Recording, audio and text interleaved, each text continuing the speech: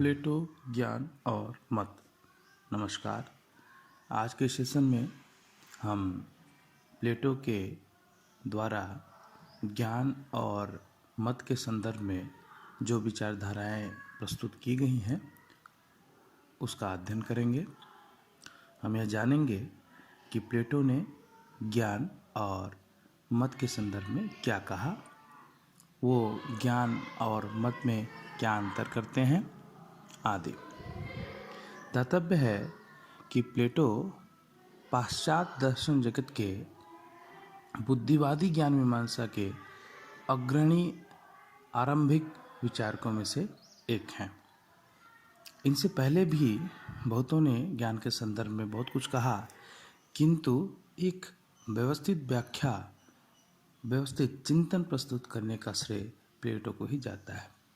आपने अपने विभिन्न संवाद ग्रंथों के माध्यम से ज्ञान का एक स्पष्ट स्वरूप प्रस्तुत करने का अद्वितीय प्रयास किया है।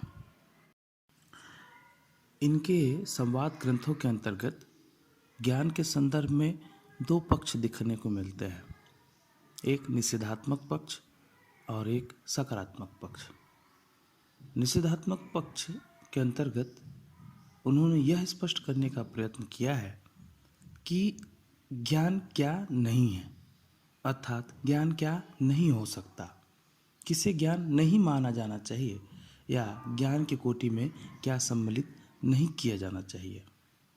ये बहुत ही अनिवार्य प्रश्न है, क्योंकि यदि हमें यह ज्ञात हो गया कि ज्ञान क्या नहीं है या ज्ञान क्या नहीं हो सकता, तो ज्ञान क्या हो सकता है अथवा ज्ञान क्या है, यह जानना अपेक्षाकृत सरल हो जाएगा।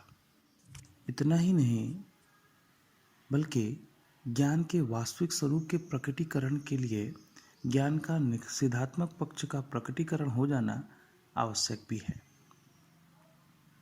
क्योंकि ज्ञान हमारे जीवन की सबसे महत्वपूर्ण पहलू है। यह हमारे जीवन का मार्गदर्शक है। ऐसे में यदि ज्ञान ही दूषित हुआ तो यह हमारे समग्र जीवन को उसी प्रकार प्रभावित करेगा जिस प्रकार औषधि के स्थान पर विष पान कर लेने से हमारा शरीर प्रभावित होता है। इसलिए ज्ञान का वास्तविक स्वरूप का प्रकटीकरण हो जाना बहुत ही अनिवार्य है। प्लेटो यही कार्य करने की चेष्टा करते हैं।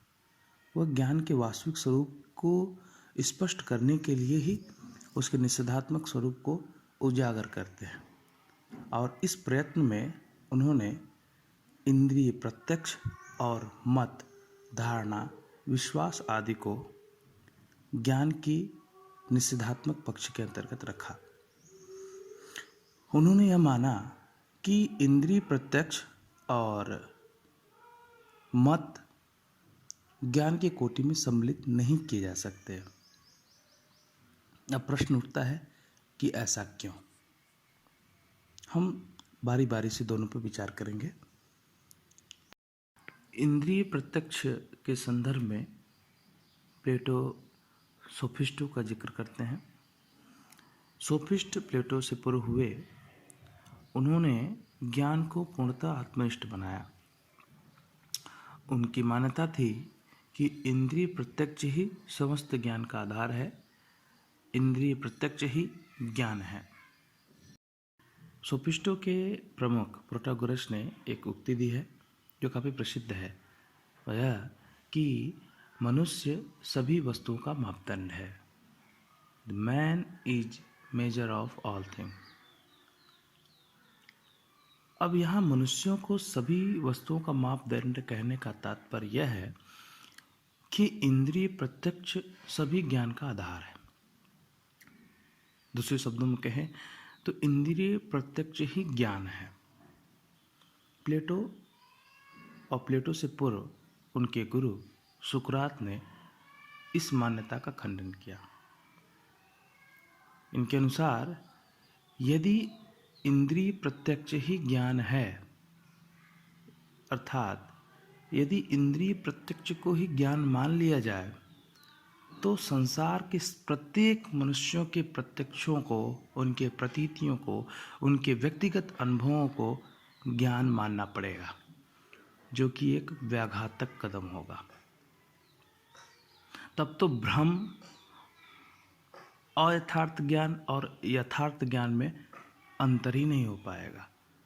दोनों सत्य होंगे, दोनों ज्ञान हो जाएंगे, क्योंकि ज्ञान का स्वभाव ही सत्य होना है। ज्ञान के स्वभाव की, उसके स्वरूप की विशेषता में सबसे प्रमुख विशेषता ये है कि वह सर्वदा सत्य होता है, वह अपरिवर्तनीय होता है, वह कूटस्थ होता है, वह शाश्वत होता है। किंतु यदि इंद्रिय प्रत्यक्ष को ज्ञान मान लिया जाए तो ज्ञान का यह स्वरूप बाधित होता है, क्योंकि इंद्रिय प्रत्यक्ष पर आधारित ज्ञान कभी सत्य भी हो सकते हैं, कभी असत्य भी हो सकते हैं। उदाहरण के लिए, हमें कभी कभी भ्रम होता रहता है। हम कभी कभी अंधेरे में रस्सी को सर्प समझ लेते हैं और कभी कभी सर्प को रस्सी। आपने मृग तृष्णा के विषय में तो सुना ही होगा, मृग मरीचिका। हम रेगिस्तान में एक विशेष परिस्थिति में दिन के उजाले में रेत पर पानी का अनुभव करते हैं, जो कि भ्रम है। हम जो सीपी होती है, नदियों में मिलती है, उसे रजत अर्थात चांदी समझ लेते हैं उसकी चमक के कारण, जो कि एक भ्रम है। वो भी प्रतीति हो रहा है, इसका भी तो हम अनुभव कर रहे हैं। यदि प्रत्यक्ष को ज्ञान मान लिया जाए तो ये प्रतीति जो भ्रम है, इन्हें भी ज्ञान मानना पड़ेगा। तो ज्ञान का जो स्वरूप है, सर्वदा सत्य होना, निर्बाध होना, अनिवार्य होना, सार्वभौम होना, वह तो बाधित हो जाएगा। सार्वभौम होना इसलिए बाधित हो जाएगा क्योंकि प्रत्यक्ष, इंद्रिय प्रत्यक्ष व्यक्तिगत होता है। यह व्यक्ति के मनोदशा, उसकी स्थिति, विशेष परिस्थितियों पर निर्भर करता है। जैसे मैं यहाँ बैठा हूँ और दूर आसमान में कोई पंछी उड़ रहा है तो मुझे वह बहुत छोटी दिखाई पड़ेगी, और वही पंछी मेरे ही समक्ष यदि मेरे समीप आ जाए तो वो बड़ी दिखाई देगी। तो यहाँ इंद्रिय प्रत्यक्ष के दो रूप देखने को मिले, एक छोटा एक बड़ा, एक ही वस्तु का, एक ही व्यक्ति को। हम इसे एक दृष्टांत से समझ सकते हैं, अंधे व्यक्तियों और हाथी वाला दृष्टांत। कुछ अंधे व्यक्तियों को हाथी के स्वरूप का वर्णन करने का दायित्व दिया जाता है। बारी बारी से सभी व्यक्ति हाथी को स्पर्श करके उसके स्वरूप का वर्णन करने वाले हैं कि हाथी किस प्रकार का जीव है। अब जो व्यक्ति हाथी के पैर का स्पर्श करता है वह हाथी का वर्णन खंबे के समान करता है। उसके अनुसार हाथी एक ऐसा जीव है जो खंबे के समान है और उसका आकार प्रकार खंबे के समान है। जो व्यक्ति हाथी के सूंड का स्पर्श करता है वह हाथी को अजगर के प्रजाति का जीव मान लेता है। वो कहता है कि अजगर जिस प्रकार का होता है उसी प्रकार का हाथी भी है। जो व्यक्ति हाथी के पूंछ का स्पर्श करता है वह हाथी को रस्सी के सदृश, रस्सी के समान वाला जीव घोषित करता है। इस प्रकार ये तीनों व्यक्ति हाथी के भिन्न भिन्न अंगों को छूकर हाथी का भिन्न भिन्न वर्णन करते हैं। सभी को प्रत्यक्ष हो रहा है, सभी का प्रत्यक्ष विशेष परिस्थिति में हो रहा है। तो क्या हम उन सभी के द्वारा कहे गए कथनों को सत्य मान लेंगे क्योंकि उन्होंने उसका प्रत्यक्ष किया है? संभवतः नहीं। यह ज्ञान नहीं है, क्या आप इसे ज्ञान कहेंगे? प्लेटो यही प्रश्न करते हैं, कुछ इसी प्रकार का। इंद्रिय प्रत्यक्षों के माध्यम से हमें अपरिवर्तनशील, नित्य, शाश्वत, अनिवार्य, सार्वभौमिक ज्ञान प्राप्त नहीं होता। वह व्यक्तिनिष्ठ ज्ञान होते हैं, आत्मनिष्ठ ज्ञान होते हैं। अतः इंद्रिय प्रत्यक्ष के अंतर्गत वस्तुनिष्ठता नहीं पाई जाती। यह विभिन्न प्रकार के हो सकते हैं। एक रूपता नहीं होगी, निश्चयात्मकता नहीं होगी, सार्वभौमिकता नहीं होगी, और सार्वभौमिकता न होने के कारण उसे ज्ञान नहीं कहा जा सकता। यही बात मत पर भी लागू होती है, जो हमारे आज के सेशन का विषय है। प्लेटो के अनुसार जिस प्रकार इंद्रिय प्रत्यक्ष को ज्ञान नहीं माना जाना चाहिए, उसी प्रकार मत को भी ज्ञान नहीं माना जा सकता। मत, विश्वास, धारणा, इन सबको एक में ही सम्मिलित करते हैं। यहाँ एक बात स्पष्ट करने योग्य है कि प्लेटो जब मत, विश्वास और धारणा शब्द का प्रयोग करते हैं तो वो सत्य मत, बौद्धिक मत, बौद्धिक विश्वास की बात करते हैं। वह अटकलबाजी की बात नहीं करते। अटकलबाजी अंधविश्वास, कोरी कल्पना पर आधारित होता है। उदाहरण के लिए, कोई व्यक्ति रविवार के दिन इसलिए लॉटरी का टिकट खरीदता है क्योंकि वह दिन उसके लिए भाग्यशाली है। अब मान लीजिए लॉटरी निकल भी जाती है संभवतः, फिर भी यह ज्ञान नहीं है, यह तुक्का है, यह अटकलबाजी है जो अंधविश्वास पर आधारित है। प्लेटो इसे विश्वास या मत की एक श्रेणी में नहीं रखते, बल्कि यह कोरा अंधविश्वास है। प्लेटो जब मत की बात करते हैं, जैसा कि मैंने पहले कहा, वह सत्य मत की बात करते हैं, वह सबौद्धिक मत की बात करते हैं। वह जब विश्वास की बात करते हैं तो वो बौद्धिक विश्वास की बात करते हैं, जिसका स्वकारण होता है। जैसे उदाहरण के लिए अगर समझने के लिए देखें तो कोई व्यक्ति बादल को देखकर यह मत बना ले, यह विश्वास बना ले कि बारिश होने वाली है। यह सकारण विश्वास है। हम लोग दैनिक जीवन में देखते हैं कि जैसे ही आसमान में बादल इकट्ठे हो जाते हैं, लोग अपने घरों के छत पर या बालकनी में या खुले मैदान में जहाँ कहीं भी कपड़े सुखा रहे होते हैं, उसे इकट्ठा करके घर के अंदर ले जाने लगते हैं, क्योंकि उनका विश्वास है कि बादल आ गया है तो बारिश भी होने वाली है। यह सब बौद्धिक विश्वास है।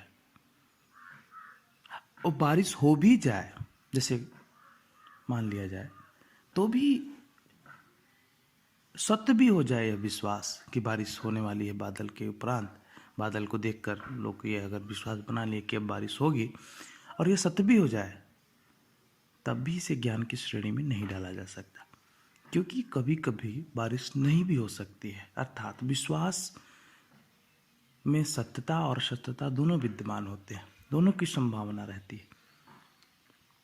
इसीलिए इसे ज्ञान के कोटि में नहीं डालते, यह सद सत की कोटि में आता है।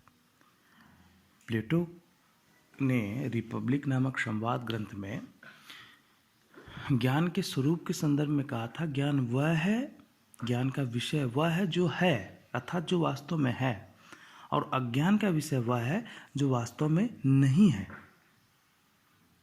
और विश्वास, मत आदि का विषय वह है जो न तो सत्य है न तो असत, अर्थात जो सत्य और असत दोनों है। उन्होंने ज्ञान को सत्य, अज्ञान को असत और विश्वास, मत आदि को सद सत कहा। विश्वास या मत यह सत्य और असत्य के मध्य की स्थिति है, यह ज्ञान और अज्ञान के मध्य की स्थिति है, दोनों हो सकता है, इसलिए विश्वसनीय नहीं है।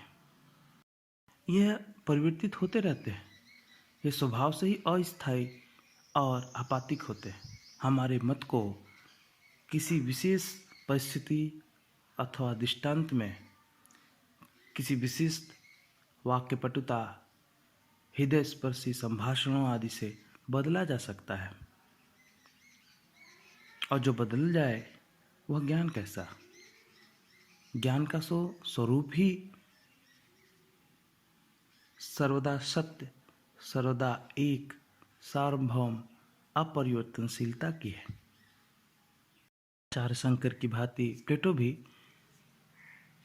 ज्ञान को त्रिकाल बाधित कहते हैं, जिसका बाद त्रिकाल में न हो, भूत, भविष्य, वर्तमान तीनों काल में, जो एक सा रहे, बदले ना, वह ज्ञान कहलाने योग्य है। किंतु हमारे मत, हमारे इंद्रिय प्रत्यक्ष, ये सब परिस्थिति जन्य है, ये बदलती रहती हैं, इसलिए इन्हें ज्ञान की श्रेणी में नहीं रखा जा सकता। इस प्रकार प्लेटो के ज्ञान के संदर्भ में निषेधात्मक पक्ष को हमने देखा, हमने जाना कि प्लेटो ने इंद्रिय प्रत्यक्ष और मत को ज्ञान क्यों नहीं माना।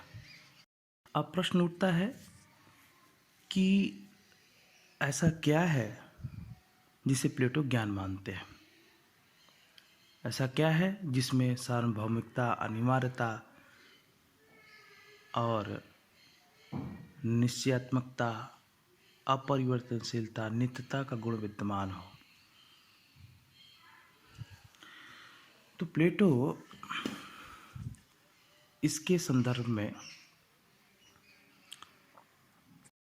अब प्रश्न उठता है कि यदि इंद्रिय प्रत्यक्ष और मत को उनकी अनित्यता, परिवर्तनशीलता, अस्थायित्व, आत्मनिष्ठता के कारण ज्ञान के श्रेणी से बाहर कर दिया गया है, तो ऐसा क्या है जिसे ज्ञान कहा जाए?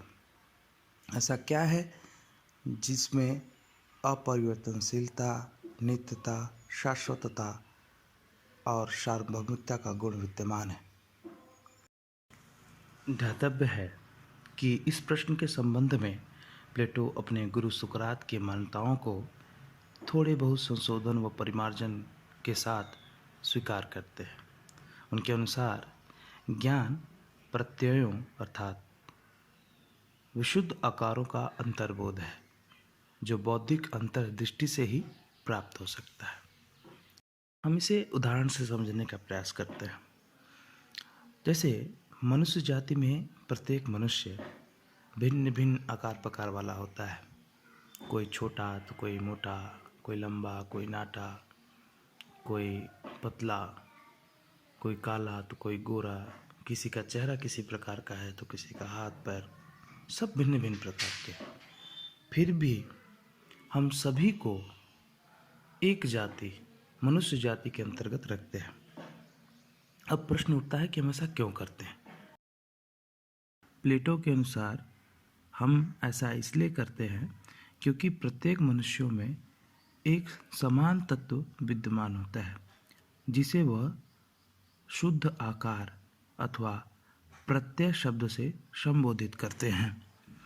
प्लेटो के अनुसार यह प्रत्यय ही हमारे ज्ञान का विषय होता है। इन विशुद्ध आकारों अथवा प्रत्ययों के ज्ञान में ही अनिवार्यता, सार्वभौमिकता व शाश्वतता का गुण निहित रहता है। प्लेटो के अनुसार ऐसा ज्ञान हमारे इंद्रिय प्रत्यक्ष और सहज प्रवृत्तियों पर आश्रित विश्वासों से भिन्न और परे होता है।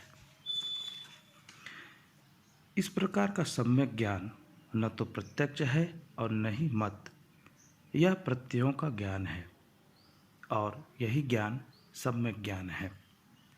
प्लेटो के अनुसार इन विशुद्ध आकारों अथवा प्रत्ययों का ज्ञान बौद्धिक अंतर्दृष्टि अर्थात रेशनल इंसाइट से ही संभव हो पाता है।